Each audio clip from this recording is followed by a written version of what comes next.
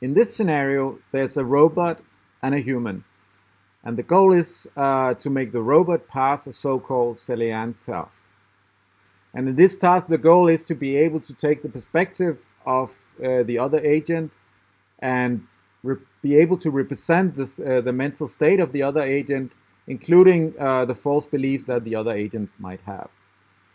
So the human agent can interact with the boxes and the objects. For instance, take the red cube and put it into one of the boxes. When he does so, the robot will keep track of what happened. So now the robot will know that the red cube is in box 1. But furthermore, it will also know that Lasse knows, because he's the one that put the red cube into box 1. So on top of this, we implemented simple intention recognition. So when the human agent reaches out for one of the boxes, the robot will interpret this as the human agent wanting to interact with the object in the box. Or well, not the object that is in the box necessarily, but the object that the human agent believes to be in the box. So the robot takes the perspective of the human agent and tries to understand what it is the human agent wants, and tries, if the human agent has a false belief, it will try to help him out. But in this case, of course, the human agent knows that the red cube is in box 1, so the robot doesn't say anything. But let's see what happens if we try to give the human agent a false belief. So if we let the human agent leave the room, and then we will try to change the world a little bit while he is away.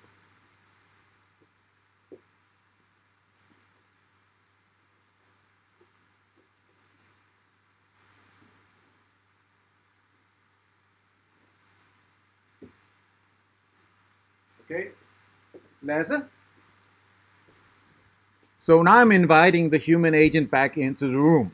And now the point is that in this epistemic planning setting, the robot should be able to not only keep track of the true state of affairs, but also the beliefs and possible false beliefs by other agents, including the human agent that has been outside the room while I fiddled around with the red cube.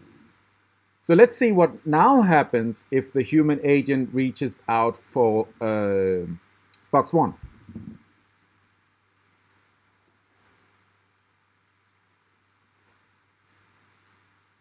If you are looking for the red cube, it is now in box 2.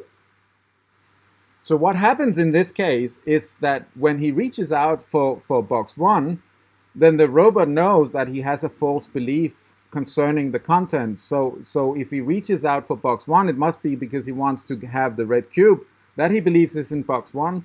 But actually it is now in box 2, and the robot knows that, so that it provides this information for him. So it interprets his goal, it adopts it as its own goal, and it tries to help him out reach the goal in the most optimal way.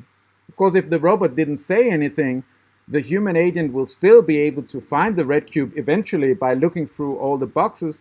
But of course, the robot will try to come up with an optimal plan to solve the problem that involves both actions taken by the human and actions taken by the robot itself.